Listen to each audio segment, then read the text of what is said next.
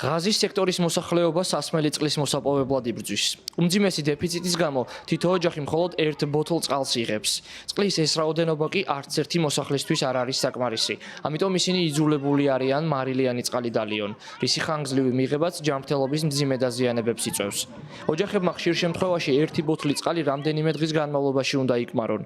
ღაზის სექტორის ერთ-ერთი მკვიდრი ამბობს, რომ მარილიანი წყლის დალევამ ნაწლავური ინფექციები, დიარეა და თაუბრუსხვევა გამოიწვია, თუმცა სხვა გზა მათ უბრალოდ არ აქვთ.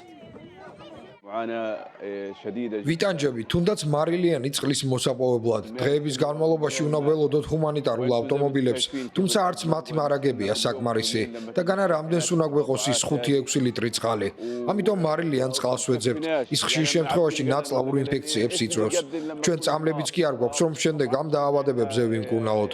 ხშირად ძლიერი დიარეა, თაუბრუსხვევა და სისუსტე გვაქვს. ეს კი იმიტომ, რომ სასმელი წყლის მოპოვება აქ თითქმის შეუძლებელი გახდა. ისრაელი უკვე ორ თვეზე მეტია ღაზის სექტორზე ბლოკადას აწესებს. ტერიტორიაზე აკრძალულია ჰუმანიტარული დახმარებისა და საწვავის შეტანა. სწორედ საწვავია აუცილებელი ჭაბურღილებიდან წყლის საქაჩი დანადგარების ასამუშავებლად. ძალიან ვიტანჯებით. წყალი არც დასალევად გვაქვს და არც სხვა საჭიროებისთვის. ფიზიკურად არის შოვება. დიდი ბრძოლის შემდეგ ვახერხებთ, რომ ერთი ბოთლი წყალი მოვიპოვოთ, მხოლოდ დასალევად. ჩვენი შვილები წყურვილით იხოცებიან.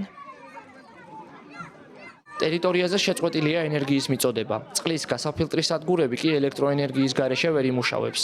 ამ დრომდე სწორედ ამ სადგურების მეშვეობით მიეწოდებოდა მოსახლეობის გარკვეულ ნაწილს სასმელი წყალი.